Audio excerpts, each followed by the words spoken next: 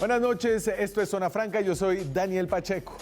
La deforestación en Colombia, según el último informe del IDEAM sobre lo ocurrido en el 2019, el año pasado, trae muy buenas noticias. Frente a los números del 2018, que ya venían cayendo, la deforestación se redujo casi el 20% con relación al año pasado, es decir, al 2018. Y esta es una muy buena noticia. La deforestación venía disparada luego de los acuerdos de paz con las FARC. Los cambios en el territorio que generó la salida de las FARC dispararon el fenómeno, especialmente en departamentos amazónicos como Meta, Guaviare y Caquetá, que pusieron una enorme presión sobre los bosques de la Amazonía en el gobierno de Juan Manuel Santos, y que el gobierno no logró prever. La pérdida de bosque en la Amazonía vino además acompañada de un fenómeno muy curioso que ha sido poco analizado. Si bien los cultivos ilícitos habían sido el factor detrás de la deforestación en esta región históricamente, con la salida de las FARC, los cultivos de coca en esos departamentos empezaron a bajar. Bajaba la coca y aumentaba enormemente la deforestación. El fenómeno no caló en los discursos oficiales, que aún hoy siguen culpando al narcotráfico por toda la destrucción de los bosques colombianos. Mientras la coca bajaba y la deforestación subía, también incrementó la cantidad de ganado que producían estos departamentos amazónicos deforestadores. Las vacas, a diferencia de la coca, siguen integradas a las cadenas económicas legales en estos departamentos y en el resto del país. Y aquí no se trata de decir que ahora los deforestadores no son los cocaleros o los narcotraficantes o las disidencias que impulsan la ocupación del bosque. Muchos de los actores que hoy se lucran del ganado siguen estando atados a la ilegalidad. Sin embargo, la carne que llega a los platos de millones de colombianos es ahora el motor de este nuevo negocio que sigue devastando los bosques colombianos, sobre todo los bosques de la Amazonía, los más valiosos que tiene el país, donde aún se concentra más del 60% de la deforestación. Hoy la deforestación, si bien aún está ligada a esta ilegalidad, se está amarrando a la carne que comemos los colombianos y que compramos en cadenas de valor legal. Detener esta cadena tiene que pasar al frente de las preocupaciones de los políticos, que aún hoy difieren el problema de la deforestación a esta especie de enemigos intangibles, incontrolables, que funcionan en la clandestinidad, como son las cadenas del narcotráfico. A propósito de eso hablamos hoy. Aquí arranca Zona Franca.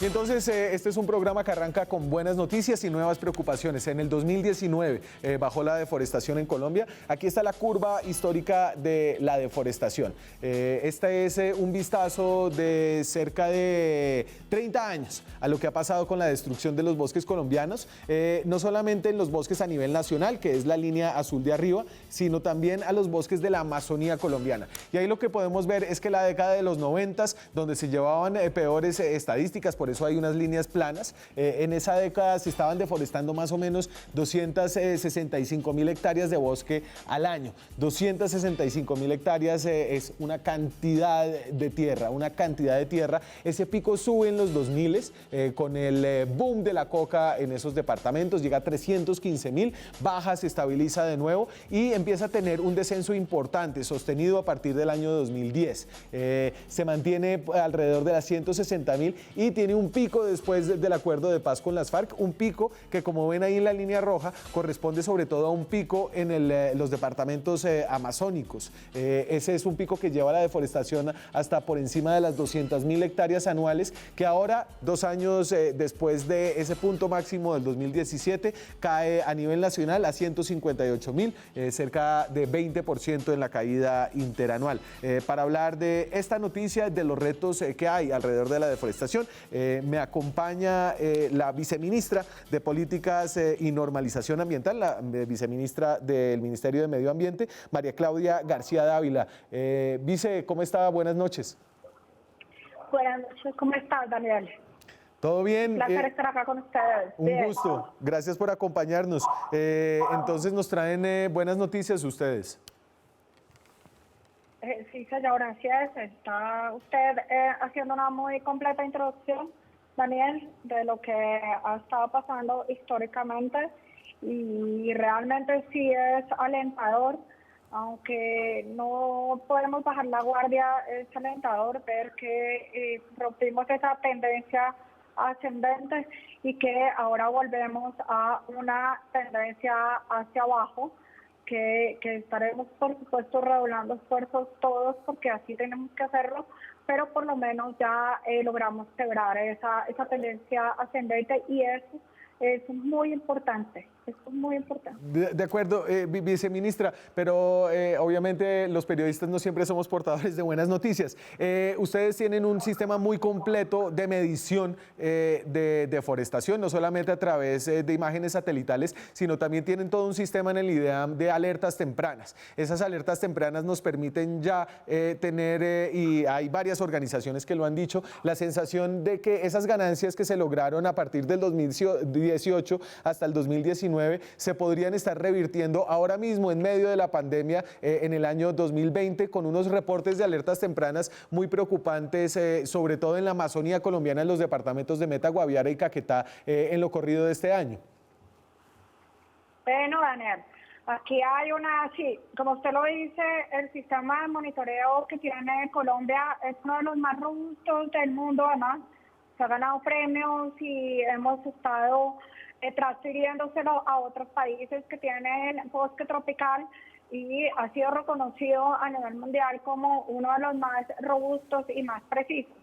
El IDEAM publica semanalmente las alertas o detecciones tempranas de deforestación para todo el país.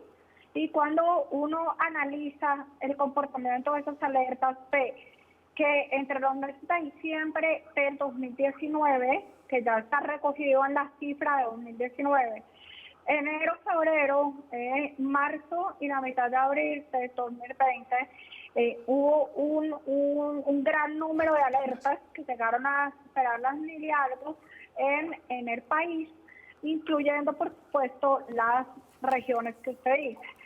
Pero cuando uno empieza a mirar semana por semana, hay una gráfica que disminuyen esas alertas en más del 70% y ahorita, desde abril, mayo, junio, julio, sí, tenemos unos reportes de menos de 100 alertas, digamos, semanales, la última semana, de las cuales 4 o 5 están en la región amazónica. Es decir... Y esto tiene que ver también con un comportamiento cíclico que se relaciona un poco con las épocas de lluvia y las de menos lluvia. Por eso es que tenemos que estar tan comprometidos, tan pendientes, tan alerta, valga la redundancia, ahora que viene al final del año el nuevo periodo seco, para que en ese último periodo podamos no perder, como usted dice, lo que se ha ganado. Pero hasta ahora, así es el comportamiento. Un pico muy alto, a finales del año pasado con este desciende muchísimo, hasta niveles que casi 10 veces ahora, en estos últimos meses, y el comportamiento de sequía es donde tenemos que ahora redoblar esfuerzos. Claro. Para prepararnos Viceministra, para esto nuevo. Y déjeme, voy a agregar a esta conversación a Juan Guillermo Zuluaga. Juan Guillermo Zuluaga es el gobernador del departamento del Meta, uno de los departamentos más golpeados por el fenómeno de la deforestación. Fue alcalde de Villavicencio, ministro de Agricultura del gobierno pasado de Juan Manuel Santos y llegó ahora el año pasado a la gobernación. Gobernador, buenas noches, muchas gracias por acompañarnos hoy. Daniel, buenas noches, muchas gracias. Me alegra mucho estar aquí con ustedes. Señor, ha sido usted muy vehemente en denuncias y en expresar su preocupación acerca de lo que está pasando, sobre todo en el sur de su departamento, en la región de la Macarena, la región que colinda precisamente con los departamentos del Guaviare y del Caquetá, donde están uno de los bosques amazónicos más importantes de Colombia, que aseguran la conectividad entre la Amazonía, la Orinoquía y la cordillera de los Andes a través de ese muy bien diseñado en el papel triángulo de parques nacionales Sumapaz, Tinigua y Macarena y Chiribiquete. Gobernador, ¿qué está pasando ahorita? ¿Cómo ve las cosas usted? Pues lo que está pasando es que unos grupos delincuenciales bajo el mando de Gentil Duarte nos han hecho un daño enorme, porque están obligando a la gente a sembrar coca, porque están pagándole a través de carteles de mafia a gente para que tumbe hectáreas de montaña, como le llaman ellos a nuestros bosques. Y ya el departamento del Meta suma más de 200.000 hectáreas deforestadas en los últimos años. Los solos 3 parques que están al sur, Tinigua, Macarena y Picachos, ya llevamos cerca de 22.000 hectáreas solamente este año deforestadas. Esto lo tenemos que frenar. Y lo que yo estoy diciendo es que no solamente el componente militar, que hoy está haciendo un gran trabajo, y yo soy partidario de que la fuerza pública permanezca y esté en la zona, debemos llegar también como Estado a hablar con la comunidad, quitarle los campesinos que ya no quieren vivir en la esclavitud del narcotráfico. Los campesinos deben bajar de la mano del Estado. Y gobernador, le voy a hacer esta pregunta también a la viceministra. Yo creo que ustedes han visto estas cifras y son cifras que hablan de un fenómeno adicional que está presionando la deforestación. Voy a poner simplemente acá la línea de deforestación en el departamento del Meta en estos últimos años y como usted venía diciendo, gobernador, hay un aumento enorme. En el 2015, por ejemplo, se deforestaron en su departamento más o menos 15.000 hectáreas. Ese monto se duplicó, más que duplicó, un aumento de más del 100% que llegó a pico en el 2018 con 44.000 y hay un importante descenso durante el 2019, ¿cierto? Pero entonces uno va y mira las cifras de coca en su departamento y lo que se encuentra, según las Naciones Unidas y esta medición, los cultivos de coca en el departamento del Meta vienen en franca caída. Desde el 2016, cuando había más o menos 5.400 hectáreas, hasta el 2019, cuando creo que registra usted un punto histórico bajo de 1.400 hectáreas. Si bien cae la coca, como muestro aquí en esta gráfica, sube el hato ganadero. La cantidad de vacas que tiene su departamento pasa de cerca de 1.600.000 a 2 millones, es decir, un aumento de cerca del 30-40%. Y eso lo que me hace pensar es que puede que la coca sea todavía una presión presente y seguramente lo es, pero que la deforestación se está articulando a fenómenos como la ganadería que, como lo veo en su oficina, hay varias referencias a esa bella cultura llanera, funciona en los mercados legales también. No, mire, nosotros somos un departamento ganadero por excelencia, eso es lo que sabemos hacer en el departamento, es un departamento agropecuario, aquí vivimos de la ganadería y de la agricultura, pero entendemos que debemos hacer ganadería sostenible, ganadería inteligente. Y le voy a complementar sus cifras. Solo la Macarena tiene 500.000 cabezas de ganado. Se está convirtiendo en un municipio ganadero por excelencia. Eso no puede pasar. Eso es lo que tenemos que hacer. Y miren, los campesinos no tienen para comprar ese número de ganado. Los campesinos no tienen para pagar 5 millones de pesos para que alguien les tumbe una hectárea, porque esos son los montos que se manejan. 5 millones por deforestar una hectárea. No todos los ganaderos, porque aquí hay ganaderos respetables, aquí hay ganaderos serios y gente decente y juiciosa, pero a uno le genera suspicacia que a esas zonas estén llegando a deforestar para potrerizar y convertirlos en fincas ganaderas cuando no se puede hacer. Claro. Pues, ¿qué le quiero decir? Es que puede estar asociado el tema del narcotráfico con temas de ganadería ilegal que están deforestando. ¿Y sabe por qué no ha crecido los cultivos de coca? Por la presencia de nuestro ejército. Porque hoy lo que quieren hacer los delincuentes en esa zona es llenarnos de coca, porque es que volvió la extorsión, volvieron a sembrar minas antipersona, se han desactivado más de 2.800, volvieron a hacer reclutamiento de menores, o sea que ya hay un grupo ilegal que quiere generar un corredor de coca, porque el río Guayabero se convierte en Guaviare y va a Linírida y llega al Orinoco. Sí. Ese es un corredor que lleva a Venezuela. Entonces la lucha que hoy tenemos nosotros es por impedir que nos llegue el narcotráfico, porque si nos llega el narcotráfico y se apodera de la zona, pues nos la inundan de coca, y con la coca que nos la inunden, el departamento del Meta puede convertirse en un problema de seguridad nacional. Por eso es que no queremos quedarnos solos en eso. Y gobernador, entonces déjeme aquí involucrar a la viceministra García. digamos que la interrupción de los mercados ilegales del narcotráfico, obviamente no hemos podido lograrla, pero sabemos más o menos cómo funciona. Usted trata de cortar insumos, trata de cortar rutas. Me pregunto si ustedes han avanzado en toda la trazabilidad de los mercados de carne, porque puede pasar que en este país, aquí en Bogotá, estemos en Villavicencio comiendo vacas y comiendo carne de deforestación, sin que exista la manera de diferenciar cuál es el ganado que se produce en estas zonas y cuál es el ganado que se produce en otros lugares con prácticas más sostenibles. Nosotros, el gremio ganadero, las empresas ganaderas, a finales del año pasado, pues firmaron un acuerdo de voluntades de autorregulación que se llama el Acuerdo Cero Deforestación para Carne y Leche.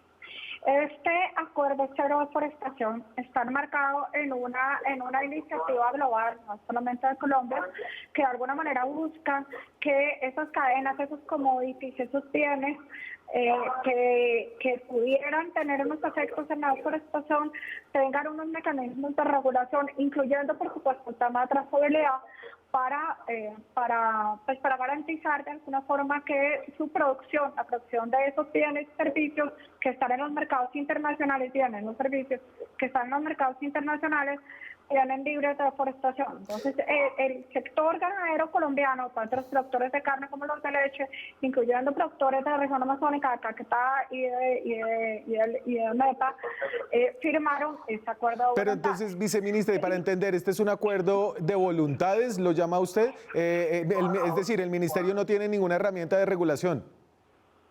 No, pero, a ver, este es un acuerdo de voluntades y ahí se está estableciendo todo el tema de trazabilidad.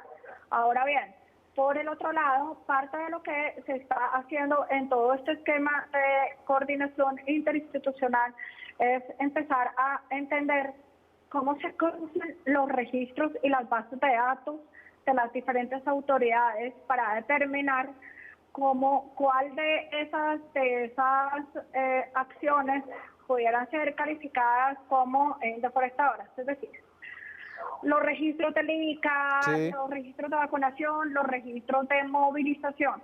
Sin embargo, como lo está poniendo presente el gobernador, pues todas estas son herramientas del sector agropecuario que tienen que establecerse y poderse cruzar las bases de datos entre las que vienen del acuerdo de cero deforestación, entre los reportes que tenemos las autoridades ambientales, entre lo que tiene el ICA, entre lo que tienen las gobernaciones con Secretaría de Agricultura, de tal forma que la coordinación interinstitucional nos permita detectar cuáles de estas acciones están asociadas a otras causas subyacentes como acaparamiento de tierras o invasión de áreas de especial importancia ecológica y cuáles no, porque pues pueden estar asociadas a una producción legal. La carne que te llega hacia tu plato perfectamente puede estar con todas las buenas prácticas ambientales, sociales y demás que puede tener el sector. Sí, gobernador, y usted que fue ministro de Agricultura, mire, en Colombia es casi más fácil encontrar un niño sin vacunas que una vaca sin vacunas.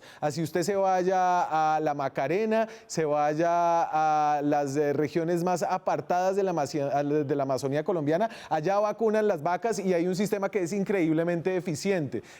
Entonces, parece que aquí sí falta mucha más voluntad de la que hay y mucha más coordinación institucional para realmente poder cortar estas cadenas que le dan valor a la tierra a través de la explotación ganadera y no solamente de los cultivos de coca, porque usted me dice que es la coca, pero yo veo en las cifras y tengo apenas más de 1.000 hectáreas de coca en el 2019 en su departamento y una deforestación que supera las 20.000 hectáreas. Entonces, lo que me parece es que el problema tiene que estar en otro lugar también.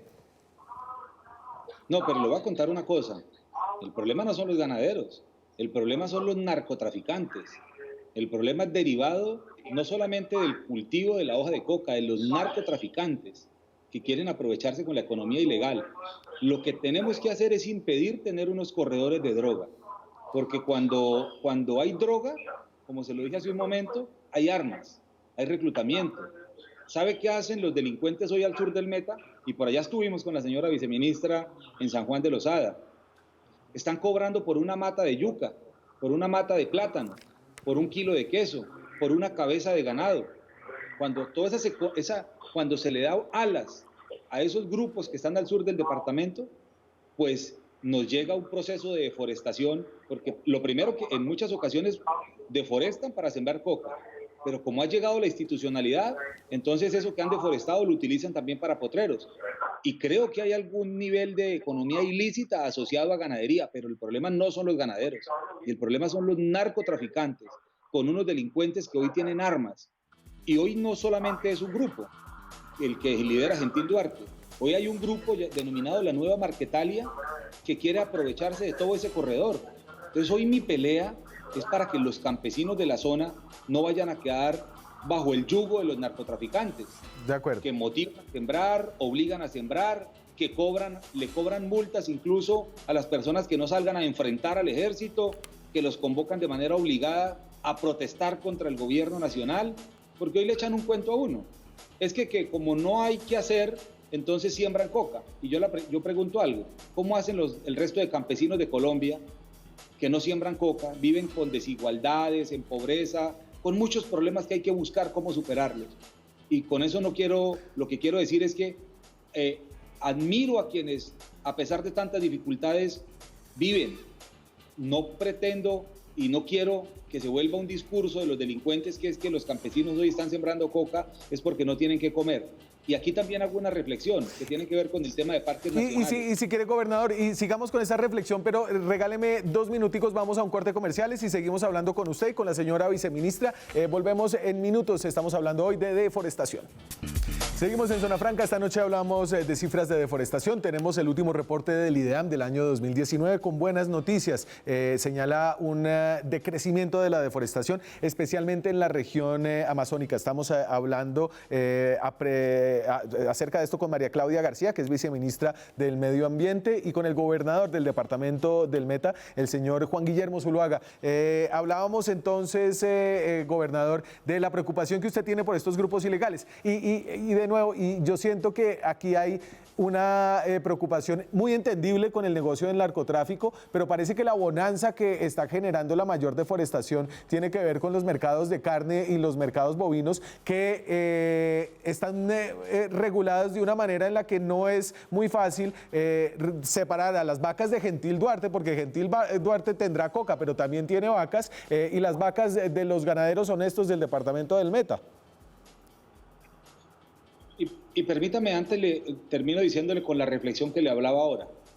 Yo siempre he creído que para conservar no tenemos que abandonar, porque he creído que hay una política errada de que en el abandono está la conservación. Y en ese abandono histórico que hemos tenido a tantas zonas, entre ellas nuestros parques, los 3 que están al sur del departamento, en ese abandono la ilegalidad se apoderó de ellos. Y por eso más de 50 años los grupos guerrilleros dominaron esa zona. Y esas eran zonas de coca, y zonas de desastre, y zonas de problemas.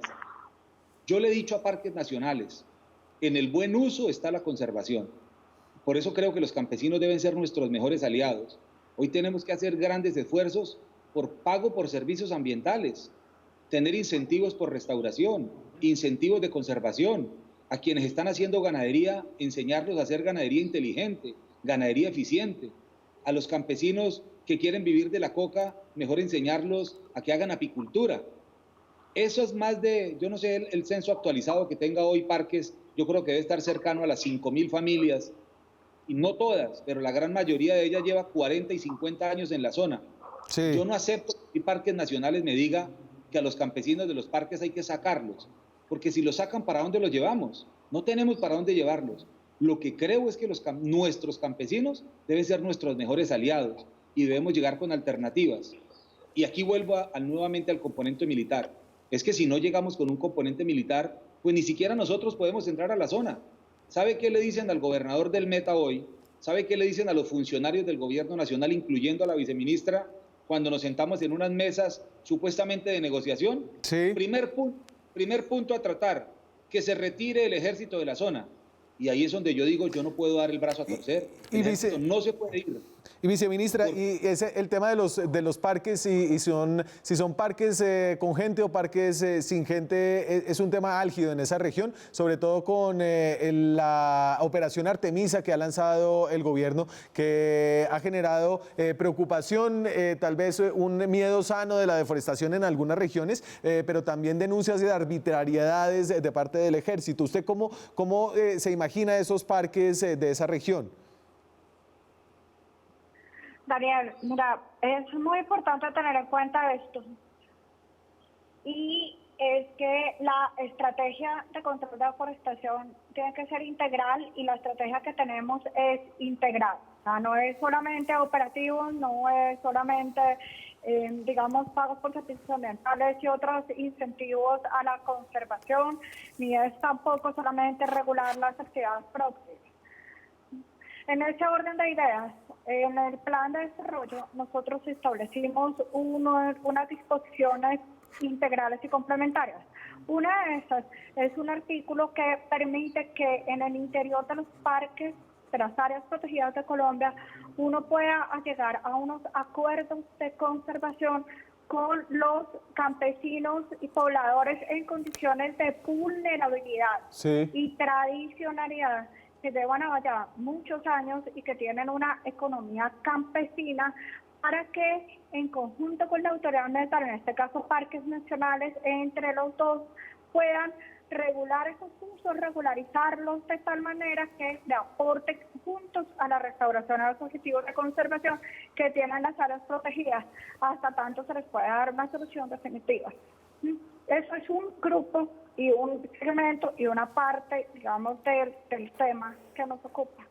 Pero cuando usted empieza a encontrar en el Parque Tinigua parches de deforestación de 150 hectáreas, ¿sí? Hechos en 1 o 2 semanas, que es a lo que se está refiriendo el señor gobernador, que requiere un músculo financiero, esos no están dentro de esos campesinos vulnerables con los que uno como autoridad ambiental tiene que trabajar para convertirlos en los aliados de la conservación y para además ayudarlos a tener un bienestar, una calidad de vida. Cuando usted tiene grandes hatos ganaderos que los suben al parque a pastar, pero no sé cuántas cabezas, 1000 y pico cabezas de ganado, eso no es un pequeño campesino, y eso no es un campesino en condición de vulnerabilidad. De acuerdo. Y acá lo que hay debajo es un fenómeno, como le digo yo, las causas de la deforestación no son lineales y no son directas, y también se lo está diciendo el señor gobernador.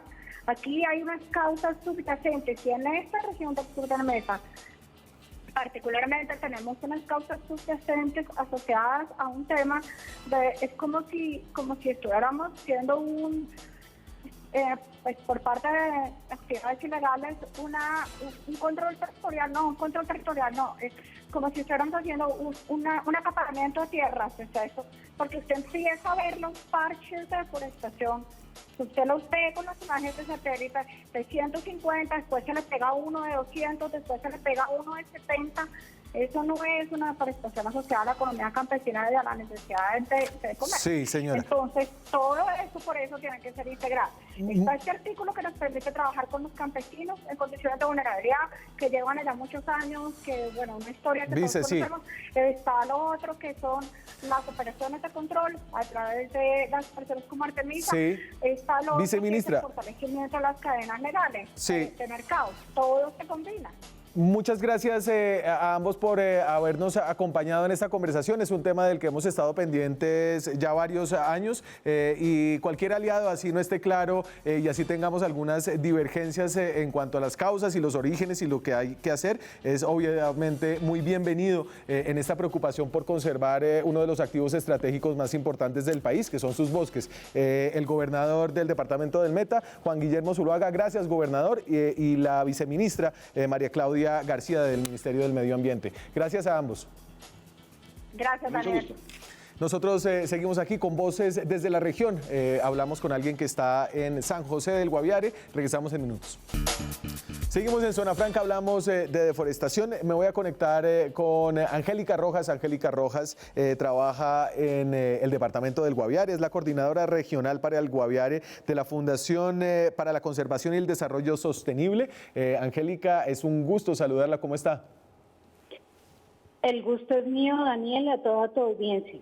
Bueno, obviamente aquí vemos los números y vemos los reportes del IDEAM, pero pues yo sí quería saber cómo se siente el tema allá. Nosotros estuvimos allá con usted, nos ayudó mucho.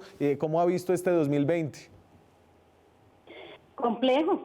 Creo que la realidad que estamos viviendo nos pone un reto importante, pero también una oportunidad para analizar las cosas que estamos haciendo mal. En el territorio, la preocupación de las deficiencias en el sector salud, obviamente tienen a todo el mundo pasando penurias, pero también obligados a cuidarse mucho más.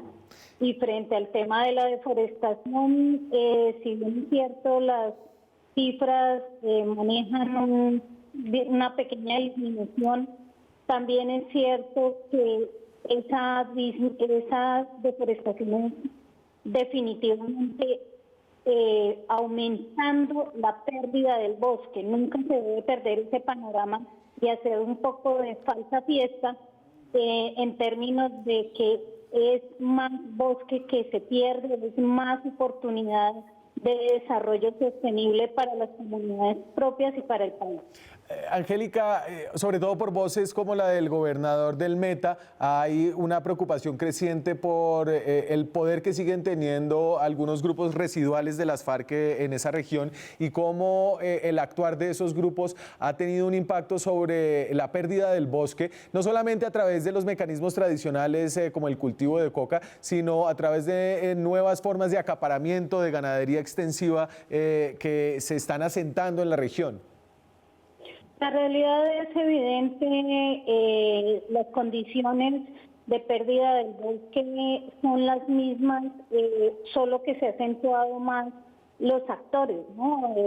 Sí, hay una disidencia, hay una permisividad de estos grupos en la entrada de muchos más actores, en la entrada y movilidad que por muchos años no se dio hacia áreas como parques o como resguardos indígenas, que definitivamente afectan la posibilidad de que estas zonas se permanezcan en la naturalidad que deberían estar y que deberían permanecer.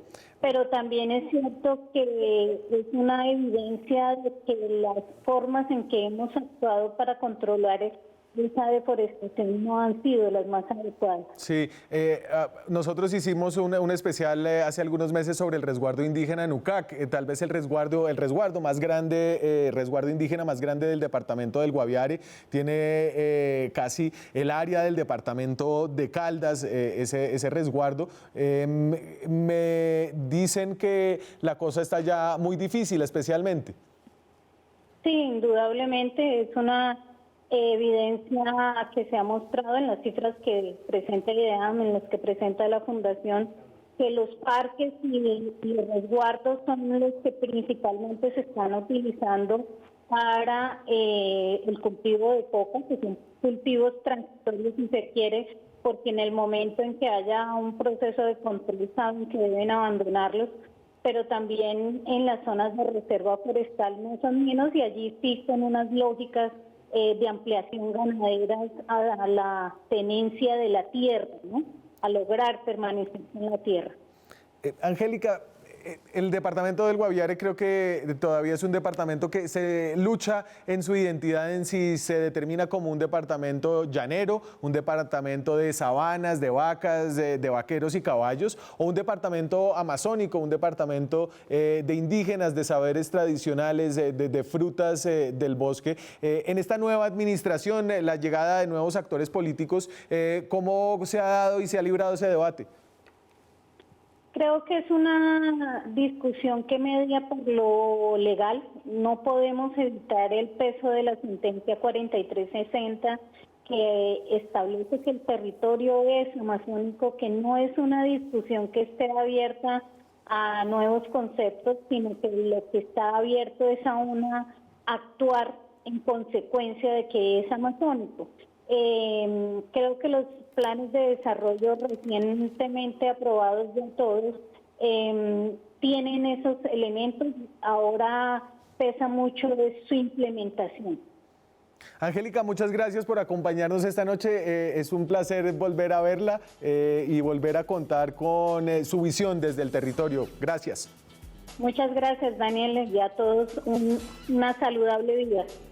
Nosotros seguimos acá. Vamos a hablar para terminar el programa de cuál es nuestra huella forestal, la que generamos las personas que consumimos desde las ciudades.